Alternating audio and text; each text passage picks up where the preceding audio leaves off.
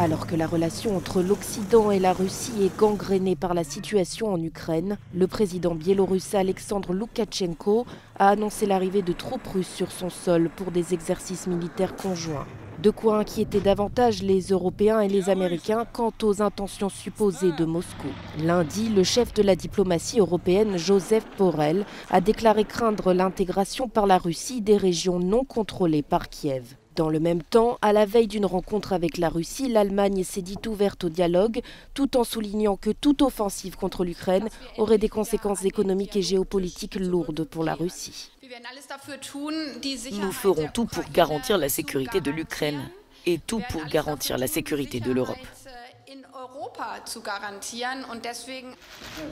Depuis plusieurs semaines, les États-Unis accusent la Russie de masser des troupes aux frontières de l'Ukraine en vue d'une invasion, ce que Moscou nie en bloc.